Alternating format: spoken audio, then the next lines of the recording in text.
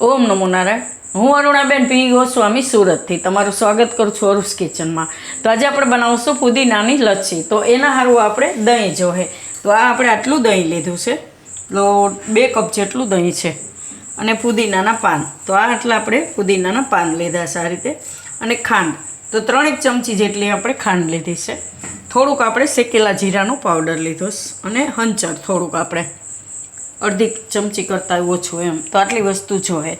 તો પહેલાં આપણે આની ચટણી બનાવી લઈએ. હું ફુદીનો અને આ બધું લઈને તો ફુદીનો એકવાર આપણે ધોઈ નાખીશું.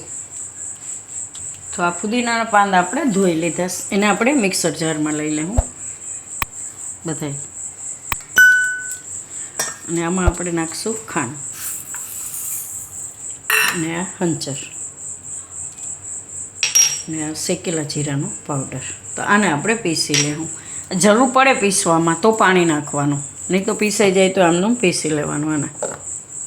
તો આને આપણે પીસી લીધું છે ને આમાં પાણીની જરૂર નહીં પડી જરાય. તો એકદમ ખાંડ આ રીતે દળાઈ જાય ને ફુદીનો બધું એકદમ મિક્સ થઈ જાય સરસ આ રીતનું. તો હવે આને આપણે લઈ લેવું બીજી જારમાં. તો આમાં આપણે નાખીશું દહીં.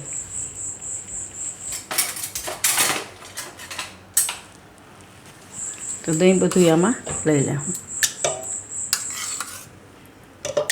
તો દહીં આપણે એમાં લઈ લીધું. એમાં હવે આપણે ફુદીનાની જે ચટણી બનાવી એ નાખીશું આમાં.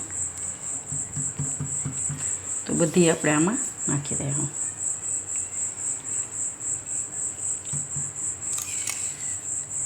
ખાંડ અને ફુદીનો. તો આ બધું આપણે એમાં નાખી દીધું છે. હવે થોડુંક આમાં પાણી નાખીને નાખશું આપણે, એટલે બધું એમાં આવી જાય. એમ વધારે પાણી નથી નાખવાનું, ખાલી આમાં 1-2 ચમચી જેટલું ચમચું, એટલે આ બધું આપણે એમાં આવી જાય.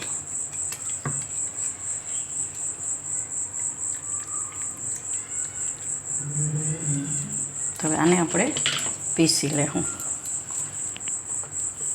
તો આને આપણે પીસી લીધું છે. એકદમ સરસ મિક્સ થઈ ગયું છે. કલર એકદમ સરસ આવી ગયો છે. મસ્ત ફ્લેવર લાગે છે. અને પુદીનો ઠંડો એટલે એને આપણે ઉનાળામાં જેટલો વધારે ખાઈએ એટલો સારું એમ. તો આને આપણે આમાં કાઢી લેવું. આખું ભર્યું છે એટલે.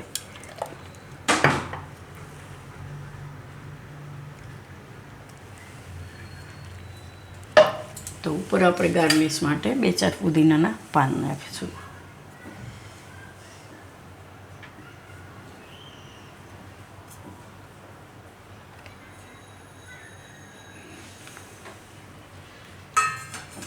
તો તૈયાર છે આપણી પુદીનાની લચ્છી.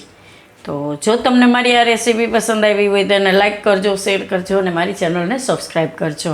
અને બેલ આઇકન દબાવવાનું ના ભૂલતા. કમેન્ટ કરીને કહેજો કે તમને કેવી લાગી આ પુદીનાની લચ્છી.